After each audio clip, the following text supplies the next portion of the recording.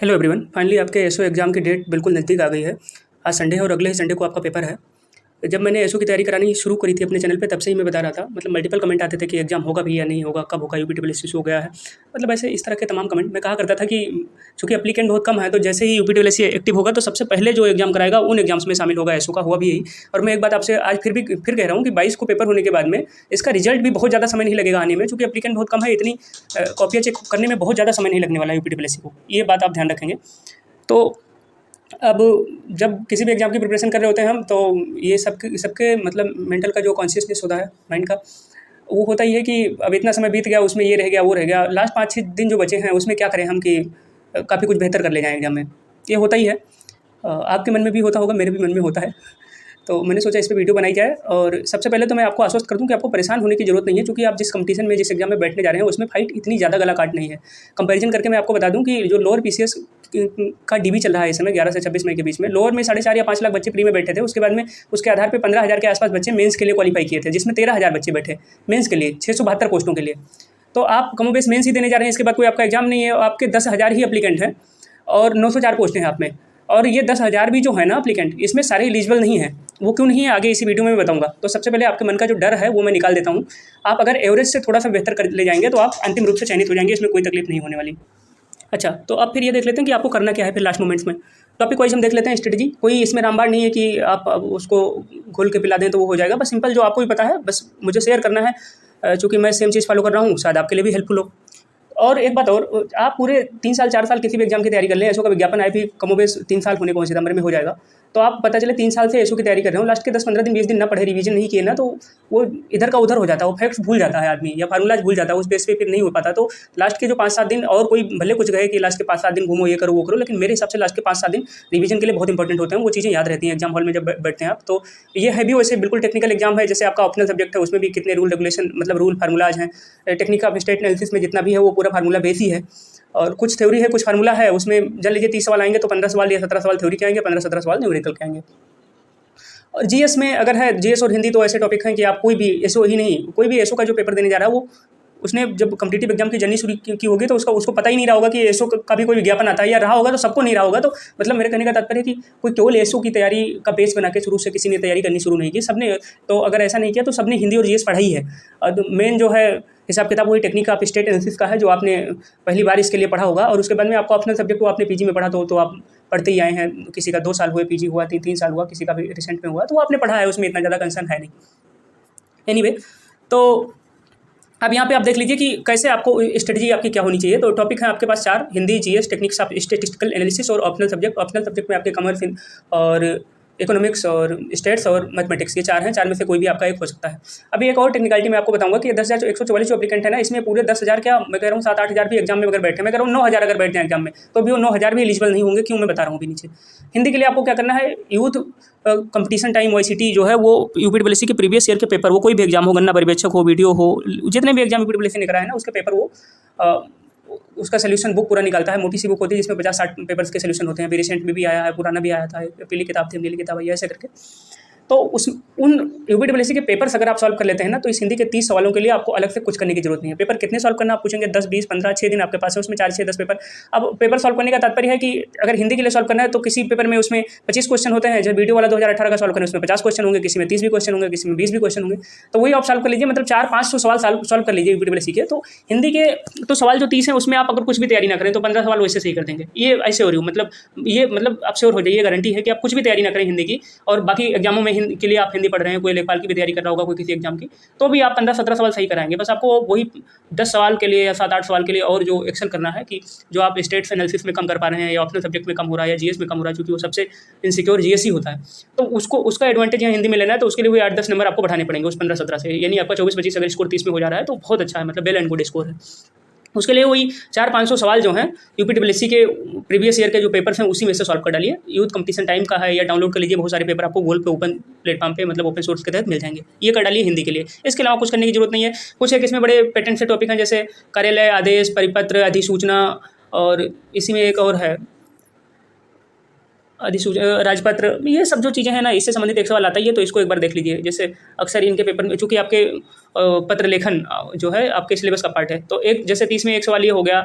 ऐसे सारे टॉपिक आप देख लीजिए, तो बाकी चीज़ें तो आप हर एग्जाम में पढ़ते ही आ रहे हैं, पत्र लेखन से संबंधित सवाल आता है या नहीं आता है, लेकिन इसमें आएगा, तो ये देख लीजिएगा। और ऐसे करके जितने भी टॉपिक है, कहने का मतलब यूपीडब्ल्यूएससी के हिंदी वाले पेपर आप सॉल्व कर लीजिए, 400-500 क्वेश्चन सॉल्व कर लीजिए, आपका ये 30 नंबर की तैयारी हो जाएगी। उसमें आप 23-24 नंबर, 25 नंबर आराम से स्कोर कर पाएंगे। बहुत सारे तो ऐसे भी वीर पुरोधा होंगे इसमें हिंदी के लिए, योद्धा शायद, सॉरी, कि वो बिना कोई तैयारी किए वो कम से कम 25 नंबर या 24 नंबर ले आएंगे, तो उनके लिए तो ये है ही नहीं, कोई ज़रूरत ही नहीं है। पर जो एवरेज स्कोर वाले हैं, जिनकी हिंदी बहुत अच्छी नहीं है, उनके लिए मैं बता रहा हूँ कि वही प्रीवियस ईयर के सवाल सॉल्व कर लीजिए। तो ये हो गया हिंदी की स्टडी, मैंने इसमें लिख भी दिया है। दूसरा नंबर जीएस का देखो सिलेबस बहुत ज़्यादा ब्रॉड है।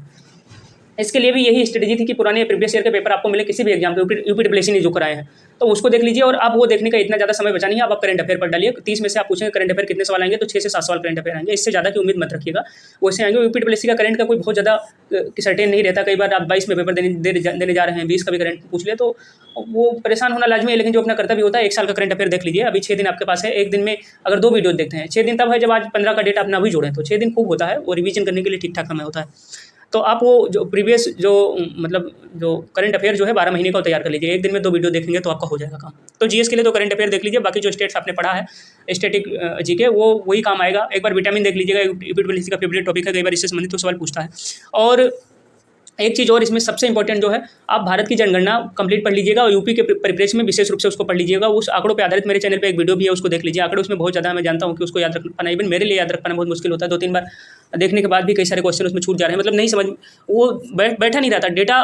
जिस डेटा से आपका इमोशनल टच है ना, वही बहुत देर तक याद रहता है, बाकी तो सब रट्टा मार है, एग्जाम के लिए याद कर लीजिए। और खैर, तो ये क्या कहते हैं, सेंसस ऑफ इंडिया अच्छे से पढ़ लीजिए। 2 चीज़ों में फ़ायदा करेगा। जो आपका टेक्निक्स ऑफ स्टेट एनालिसिस में इंडियन स्टैटिस्टिक्स वाला टॉपिक है ना, उसमें सेंसस ऑफ इंडिया के ही सवाल आएंगे। और सेंसस ऑफ इंडिया जब आप पढ़ना ना, तो उसमें यूपी के रिस्पेक्ट में भी उसको डिटेल में पढ़ लीजिएगा कि कहाँ की साक्षरता है, कौन से जिले में ज़्यादा जनसंख्या है, और कितने महानगर हैं, ये ऐसे, और किन महानगरों में कितनी जनसंख्या है, कितने शहरी निकाय, कितने नगरीय निकाय, कितनी साक्षरता दर है, किन जिलों में साक्षरता सबसे कम है, किसमें सबसे ज़्यादा है, और यूपी में शहरी जनसंख्या कितना है, नगरीय और ग्रामीण जनसंख्या कितना है, ये सारी जो भी फैक्ट हैं यूपी के रिस्पेक्ट में, ये सब चीज़ें पढ़ लीजिएगा। टेक्निक ऑफ स्टेट एनालिसिस के लिए मैंने बताया है, जैसे अब 120 नंबर का सवाल आएगा, तो आपको चयनित होने के लिए पूरे 120 नंबर गेन करने की जरूरत नहीं है। कितने की जरूरत है मैंने नीचे लिखा है, अभी आप देख लीजिएगा कि उतना अगर आप उसके राउंड एंड राउंड रहते हैं, 4-6 नंबर कम, 4-6 नंबर ज़्यादा, आप आराम से हो जाएंगे अंतिम रूप से चयनित। तो टेक्निक्स ऑफ स्टेट एनालिसिस में एक आध टॉपिक ऐसे हैं कि अभी आपका नहीं हो पाया है। मैं कह रहा हूँ आज कल में आप कई सारे आपको वीडियो दे दूंगा, मतलब 12 में से शायद 12 ही मैं कंप्लीट करा दूंगा। आज आपको मिल जाएंगे परम्यूटेशन एंड कॉम्बिनेशन का, और उसके बाद में कोऑर्डिनेट ज्योमेट्री का, और एक टॉपिक कोई और, तो 3 वीडियो मिल जाएंगे। फिर आपको पढ़ने के लिए बचेगा कौन सा, खाली 2 टॉपिक और बचेंगे जो मैं पढ़ा दूंगा। और 2 कौन से बचेंगे, मेजर ऑफ डिस्पर्सन और दूसरा इंडेक्स नंबर, ये दोनों पढ़ा दूंगा कल, और फिर हो जाएगा कंप्लीट। रिवीजन वीडियो की तरह उसको लीजिए, जो इंपॉर्टेंट फार्मूलाज है उससे संबंधित डेफिनेशन है वही पढ़ाऊंगा, जो एग्जाम में डायरेक्ट आएंगे। बहुत ज़्यादा गाथा पढ़ाने की अब जरूरत है नहीं, वो उतना समय भी नहीं बचा है। तो टेक्निक्स ऑफ स्टेट एनालिसिस के लिए क्या कर लीजिए, सेंसस ऑफ इंडिया डिटेल में पढ़ लीजिए। ये जीएस और इस टेक्निक्स ऑफ स्टेट एनालिसिस दोनों में काम आएगा। और उसके बाद में मेजर ऑफ सेंट्रल टेंडेंसी अच्छे से पढ़ लीजिए। इसके कम से कम 3 से 4 सवाल आएंगे 30 में से। मेजर ऑफ डिस्पर्सन भी पढ़ लीजिए, 2 सवाल कम से कम आएंगे। मेजर ऑफ डिस्पर्सन जब आप पढ़ना, तो उसमें 2 फार्मूला विशेष रूप से पढ़ लीजिएगा। कौन कौन से, पहला तो ये कोफिशिएंट ऑफ रेंज, जिसका फार्मूला होता है L-S/L+S। L होता है जो दिया गया डेटा सेट है उसका सबसे लार्जेस्ट वैल्यू, S होता है सबसे स्मॉलेस्ट वैल्यू। तो ये फार्मूला याद कर लीजिएगा, एक सवाल इसके बेस पे आ सकता है। और एक कोफिशिएंट ऑफ वेरिएंस या कोफिशिएंट ऑफ वेरिएशन कहते हैं उसको, सॉरी। तो कोफिशिएंट ऑफ वेरिएशन, इसका भी फार्मूला आप याद ही कर लीजिए, अभी बता देता हूँ। इसका होता है स्टैंडर्ड डेविएशन बटे मीन गुणे 100। तो ये इन दोनों फार्मूलों पे बेस 1 सवाल या 2 सवाल आ सकते हैं। तो ये मेजर ऑफ सेंट्रल टेंडेंसी से 3-4 सवाल, और मेजर ऑफ डिस्पर्सन से कम से कम 2 सवाल, 6 सवाल यही हो गए। और इंडियन सेंसस से 3-4 सवाल आएंगे, तो 30 में से 10 सवाल यही हो गए। और बाकी जो हैं उसके इंट्रो वाला जो टॉपिक था, और उसके डेटा का टाइप, और बाकी जो टाइप और टॉपिक थे वो मैंने कवर ही कराए हैं। कम से कम 15-17 नंबर के जो सवाल आएंगे वो हमारे चैनल पे ऑलरेडी कवर्ड है। बाकी 7-8 नंबर के आज कवर करा दूंगा, 2-3 नंबर के जो सवाल बचे आने वाले हैं वो कल कवर करा दूंगा। तो ये पढ़ लीजिए। ऑप्शनल सब्जेक्ट अब आपका आ गए, तो ऑप्शनल सब्जेक्ट में क्या करना है, जैसे मैथमेटिक्स अगर आपका है तो टोटल मैथमेटिक्स में 9 टॉपिक है। 9 में लास्ट, बाकी सारी टॉपिक कभी ना कभी आपने देखे होंगे, हो सकता है लाप्लास ट्रांसफॉर्म जो है वो आपने ना देखा हो। मैथमेटिक्स की बात बता रहा हूँ, तो लाप्लास ट्रांसफॉर्म में इनवर्स लाप्लास ट्रांसफॉर्म और जो जनरल फार्मूला है उसका, दोनों के फार्मूलाज कुछ बेसिक याद कर लीजिए। जैसे cos t का क्या होगा, sin t का क्या होगा, और ऐसे ऐसे करके याद कर लीजिए। वही फार्मूलाज पे ही बेस एक आध सवाल आ सकते हैं। लाप्लास के लिए बता रहा हूँ, बाकी टॉपिक आपने 11th या 12th में पढ़ा होगा एक आध को छोड़ के। तो आपको करना क्या है, सबके सवाल लगाने के लिए आपके पास समय बचा नहीं है।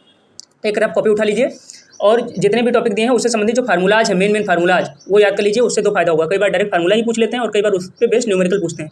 तो अगर आपको फार्मूला याद रहेगा तो आप दोनों काम हो जाएगा। जैसे सेट थ्योरी है आपके टॉपिक में मैथमेटिक्स में, रिलेशन एंड फंक्शन है, तो उससे संबंधित जो फार्मूलाज हैं वो आप याद कर लीजिए एक पन्ने पे लिख के, और 2-3 दिन, अभी 6 दिन आपके पास है, 2 दिन, 1 दिन उसमें देंगे, आराम से याद कर लेंगे जितने इंपॉर्टेंट फार्मूलाज हैं। और वो याद रखिए, कई बार वो फार्मूला डायरेक्ट पूछे जाते हैं, कई बार उससे बेस्ड न्यूमेरिकल पूछे जाते हैं, आपका काम हो जाएगा। ऐसे कॉमर्स और इकोनॉमिक्स और स्टैटिस्टिक्स में क्या करना है, जैसे कॉमर्स में किसी विशेष अर्थशास्त्री ने कोई रूल दिया है या कोई नियम आया है, पंचवर्षीय योजनाएं अच्छे से याद कर लीजिए, जीएस में भी काम आएगा और कॉमर्स में भी काम आएगा। इकोनॉमिक्स के लिए भी वही चीज़ें हैं। चलिए आगे। अब ये मैंने लिखा है कि ये तो होगा स्ट्रेटेजी, क्या करना है टॉपिक वाइज मैंने बता दिया कि वो कर लेंगे तो आप अंतिम रूप से चयनित होने में वो काफ़ी आपके लिए हेल्पफुल रहेगा। चूँकि दिन आपके पास 6 ही बचे हैं, लेकिन 6 दिन भी रिवीजन के लिए कम नहीं होते। मैं फिर से आपको उत्साहित कर रहा हूँ, और ये फेक उत्साह नहीं है, सही वाला है, मैंने प्रोत्साहित कर रहा हूँ। पैनिक क्यों नहीं करना आपको। टोटल 10,000 एप्लीकेंट हैं 904 पोस्टों के लिए। मैंने कंपैरिजन करके बताया था लोअर पीसीएस में, तो लोअर पीसीएस में जो 15,000 बच्चे सेलेक्ट हुए थे ना मेंस एग्जाम देने के लिए, वो सारे 15,000 एलिजिबल थे, तभी वो सेलेक्ट हुए थे, चूँकि उसमें मेंस एग्जाम देने के लिए, क्योंकि उसमें सारे स्पेशल वाले पोस्ट ही नहीं थे, कुछ पोस्ट ऐसे थे जो कॉमन ग्रेजुएट के लिए थे, तो ग्रेजुएट तो ऑलमोस्ट सारे थे ही, तभी वो लोअर पीसीएस का फॉर्म भर पाए। लेकिन यहाँ पे आपका क्या है कि खाली ग्रेजुएशन नहीं मांगा है या खाली पोस्ट ग्रेजुएशन नहीं मांगा है, विशेष विषयों में पोस्ट ग्रेजुएशन मांगा है, साथ में कंप्यूटर का डिप्लोमा मांगा है। तो 10,000 जो आपको 10,144 एप्लीकेंट दिख रहे हैं ना, इसमें बहुत सारे ऐसे एप्लीकेंट हैं जिन्होंने जो पीजी की डिग्री जिनकी है वो उस सब्जेक्ट में है ही नहीं जिस सब्जेक्ट को मांग रखा है। मेरे चैनल पे बहुत सारे कमेंट आए हैं, बाकी भी मैंने बहुत सारे चैनलों पे इसके कमेंट देखे हैं। जब फॉर्म भरा जा रहा था तब भी उस समय के भी कई सारे हमें इवेंट याद है कि एमबीए वालों ने इसमें फॉर्म भर दिया, इसमें एमसीए वालों ने भी फॉर्म भर दिया है, इसमें एमए वालों ने भी फॉर्म भर दिया है। तो बहुत सारे तो ऐसे छट जाएंगे वो 10,144 में से, जिनके पास वो पीजी की डिग्री नहीं है, जिन सब्जेक्टों में इसमें मांग रखा है। उसके बाद में बहुत सारे ऐसे लोगों ने फॉर्म भर दिया जिनके पास 1 साल का डिप्लोमा नहीं था, उनके पास ट्रिपल सी था केवल, उन्होंने भर दिया, वो छट जाएंगे। बहुत सारे ऐसे लोग थे जिनके पास डिप्लोमा था तो, लेकिन 1 साल का डिप्लोमा नहीं था, 6 महीने का डिप्लोमा था, 9 महीने का डिप्लोमा था, 10 महीने का डिप्लोमा था, वो भी छट जाएंगे। बहुत सारे ऐसे लोगों ने भी इसमें फॉर्म भरा है कि वो डिप्लोमा जो उनका था प्राइवेट इंस्टीट्यूशन से जो रिकॉग्नाइज नहीं थे, मान्य नहीं था, उनको भी छटना है आगे चल के। तो ऐसे ये छठते छठाते कुल मिला के वो 10,000 में से बमुश्किल 7 से 8, हाँ एक बताया नहीं, बहुत सारे ऐसे लोगों ने भी फॉर्म भर दिया कि जो कॉमर्स से या मैथमेटिक्स से, मतलब उनकी मास्टर डिग्री तो है ही, परंतु उनके पास कंप्यूटर डिप्लोमा नहीं था। उन्होंने क्या सोचा कि ये जो फॉर्म हम भर दे रहे हैं, बाद में कंप्यूटर डिप्लोमा कर लेंगे और सबमिट कर देंगे, अगर मानी करते हैं तो ठीक है, नहीं मानी करते हैं तो कितना महंगा आता है फॉर्म, इसका 185 रुपये का फॉर्म होता है यूपीडब्ल्यूएससी का, तो भर देते हैं, ये मौका क्यों गंवाना। ऐसे भी बहुत सारे लोग हैं। तो 10,000 से ये घटते घटाते संख्या आपकी आ जाएगी 7 से 8,000 के आसपास, जो एलिजिबल हैं किसके लिए, एसओ के एग्जाम में बैठने के लिए। अल्दो 10,000 में मैंने मान लिया कि 9,000 लोग भी बैठते हैं, तो उसमें 9,000 में भी एलिजिबल है नहीं, 7-8,000 लोग एलिजिबल हैं, पोस्टें हैं 900,000, तो कंपटीशन इतना हाई नहीं है। उसमें भी कितने मल्टीपल लोग ऐसे हैं जिन्हें फॉर्म भर दिए, उन्हें पता ही नहीं है कि मतलब हमारा कोई पेपर भी था एसओ का भी, या कोई भी पेपर भी था, तो उन्हें कोई इसके बारे में इस रिगार्ड में ज़्यादा पता ही नहीं है अभी। ऐसे भी बहुत सारे लोग मिस कर देंगे। तो कहने का मेरा तात्पर्य है कि आपको पैनिक होने की बिल्कुल जरूरत नहीं है। आपने अब तक जितने भी टॉपिक तैयार किए हैं, जो भी तैयार किया है, एकदम पूरे उत्साह के साथ जाइए, एग्जाम में बैठिए, पेपर दीजिए, और इसका रिजल्ट भी आने में ज़्यादा देर नहीं लगेगा। मैं फिर से कह रहा हूँ कि अगर आप पूरे उत्साह के साथ जाइए, पेपर दीजिए, 5-6 महीने में आपकी ज्वाइनिंग वाइनिंग सब हो जाएगी, क्योंकि इसमें इतने कम एप्लीकेंट हैं, इसका रिजल्ट आने में 2-3 महीने ज़्यादा नहीं लगने वाला। चलिए, तो उसके बाद में चौथा जो मेन मैंने बताया, चौथा इंपॉर्टेंट चीज़ कि आपको पूरे 120 क्वेश्चन सही करके आने की जरूरत नहीं है। 120 क्वेश्चन सही करके आने की जरूरत अगर 120 में से 120 उनको नहीं है, जहाँ पे पता चले 10 लाख एप्लीकेंट है 2,000 पोस्टों के लिए, वहाँ भी इतनी फुल की फुल कट ऑफ जाती नहीं है। यहाँ तो खाली स्पेशल कैटेगरी की ये पोस्ट है, मतलब स्पेशल विषयों से आप पोस्ट ग्रेजुएट हैं प्लस 1 साल का डिप्लोमा है, तभी आप इसमें बैठ रहे हैं। तो इसका कट ऑफ मेरे हिसाब से 70% के ऊपर नहीं जाना चाहिए। अब जो इस समय का दौर है कि 75 से 80% भी कट ऑफ जा रही है। जैसे लोअर की कट ऑफ गई है अभी, जो मतलब डीबी स्टेज के लिए वो गई थी 299 नंबर, ट्वेल्थ की कट ऑफ में बता रहा हूँ, तो वो 75% मान लीजिए, 400 में से 299 को 300 माने तो 75% गई थी।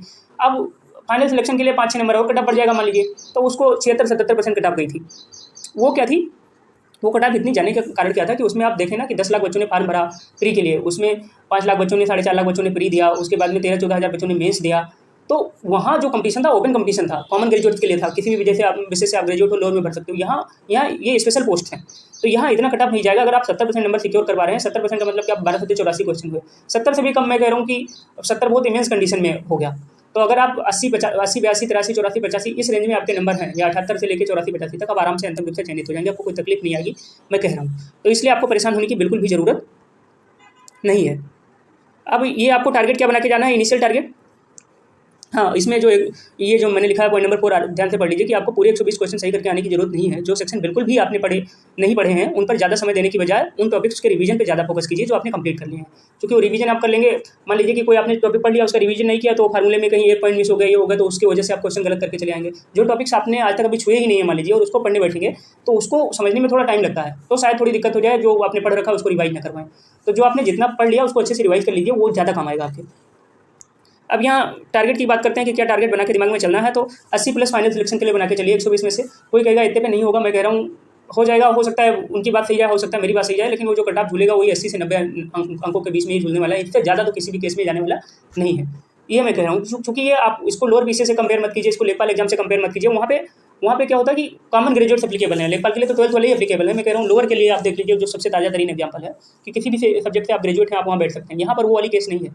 और ना सिर्फ इसमें पोस्ट ग्रेजुएशन मांगा है, साथ में कंप्लीट डिप्लोमा भी है। मैं कह रहा हूँ ना कि 10,144 एप्लीकेंट में 7 से 8 हज़ार बच्चे भी नहीं होंगे जो वास्तव में एलिजिबल है इस एग्जाम के लिए, ये देख लीजिएगा आप। तो अब ये 80 प्लस कैसे लेके आएंगे? हिंदी में आप 23 नंबर मैंने लिखा है कि 30 में से 23 सही करना है आपको। ये माइनस काटने के बाद वाली कहानी है, ये नहीं कि आप 80 को टोटल 120 अटेम्प्ट किए, 40 गलत हो गया, 80 सही हो गया, वो कहानी नहीं कह रहा हूँ। माइनस से काटने के बाद अगर 80 प्लस 120 में से क्वेश्चन सही आपके आ रहे हैं, आप अंतिम रूप से चयनित हो जाएंगे। तो ऐसे बनाइए स्ट्रेटजी। हिंदी में 23 आपको सही करने हैं, जीएस में 18। जीएस में हमेशा कम इसलिए करके चलना चाहिए, मतलब कम आँख के चलना चाहिए, ज़्यादा हो जाए तो सबसे बेहतर बात है कि जीएस में बड़ा इनसिक्योर होता है, कहाँ से क्या पूछने कुछ पता नहीं है। अभी हाल में रेलवे एनटीपीसी का एग्जाम हुआ था, 9 तारीख को हुआ था। जो बच्चे देखे आए हैं वो बता रहे हैं कि ऐसे सवाल जीएस में पूछे कि जिसका कोई ताल्लुकात नहीं है। कितना भी आप जीएस की तैयारी कर लीजिए, मतलब इतना आसान सिलेबस है, कहीं से कुछ भी पूछ लीजिए। वहाँ सवाल पूछ रहे हैं कि कर्नाटक घराने में जो उसकी म्यूजिक की शैली थी उसमें कितने राग थे, कितने गायन थे। ये कौन पढ़ता है भाई इतना डिटेल में कोई चीज़। जीएस में 30 में से 18 टारगेट बना के चल लीजिए। टेक्निक्स ऑफ स्टेट एनालिसिस में भी 18 बनाइए। 18 आप तब कर लेंगे जब केवल मेरे चैनल का वीडियो देख लीजिए और आज वाला वीडियो देख लेंगे, तब भी आप 18-20 से ज़्यादा सही करके चले आएंगे, उसमें कोई तकलीफ नहीं आएगी। उसमें 3-4 टॉपिक जो मैंने बताया, सेंसस ऑफ इंडिया पढ़ लीजिए, मेजर ऑफ सेंट्रल टेंडेंसी पढ़ लीजिए, मेजर ऑफ डिस्पर्सन में 2-3 फार्मूलाज खाली याद रख लीजिए, और जो छोटे टॉपिक हैं वो केवल पढ़ लीजिए। मतलब आप पूरा जैसे 12 टॉपिक दिए हैं उसमें 7-8 टॉपिक पढ़ेंगे तो भी आप 20 से ज़्यादा सवाल सही करके चले आएंगे, और 7-8 जो सबसे सिंपल आपको लगे वो पढ़ लेना है। चलिए, और ऑप्शनल सब्जेक्ट वो जो आपने पीजी में पढ़ा है, आपने यूजी में पढ़ा है, तो इसमें तो 20 से कम आप कर पा रहे हैं तो फिर गड़बड़ है। तो इसमें मैंने 21 बनाया है, वो 30 में भी 21 आराम से किया जा सकता है। टोटल आप काउंट करें, ऐसे क्वेश्चन आ रहे हैं। इसी में और ज़्यादा सेफ आपको करना है तो हिंदी में 23 की जगह 24 कर लीजिए, 25 कर लीजिए। जीएस में एक आप सही ज़्यादा कर पाते हैं और अपने ऑप्शनल में ज़्यादा सही कर पाते हैं तो आपका वो 84 मतलब 70% वाला क्राइटेरिया पार हो जाएगा और आप अंतिम रूप से चयनित हो जाएंगे, कहीं कोई तकलीफ नहीं आएगी। तो ये रहा अंतिम 6 दिनों की स्ट्रेटजी, इसी हिसाब से आप चलते रहिए। अगर आपको ये पसंद आया है थोड़ा सा भी तो आप वीडियो को लाइक कर दीजिए, नहीं पसंद आया तो प्लीज़ गालियाँ तो मत दीजिए एटलीस्ट, क्योंकि समय लगता है इन चीज़ों को बनाने में। कोई चीज़ आपको पसंद नहीं आती तो आपको अपनी राय रखने का अधिकार है, लेकिन अच्छे शब्दों में, अभद्र शब्दों में नहीं। आपने वीडियो देखा इसके लिए आपका बहुत बहुत धन्यवाद है।